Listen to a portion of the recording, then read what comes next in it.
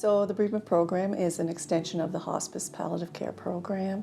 We offer bereavement support for folks throughout the whole course of their involvement with the palliative care service. We know that loved ones or people that have any relationship with a person going through the palliative care service will experience some sort of grief. So we know palliative care is really about living with dignity and quality of life. We certainly don't put any time limits on grieving.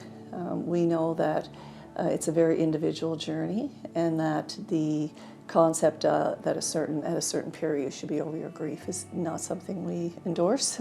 We really don't get over grief. It's a loss. It's a significant loss. It's supposed to hurt.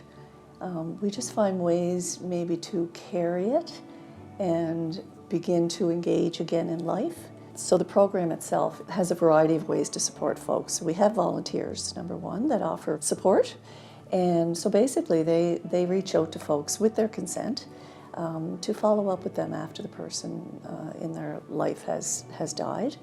And they can offer that support throughout several months, could be up to a year. It's really a negotiation between the volunteer and the bereaved person. We do offer clinical counseling, so again, starting to identify folks that may need that support early on. So again, when you talked about anticipatory grief and the relationships our staff have with folks in the program, they know folks and they may notice people struggling.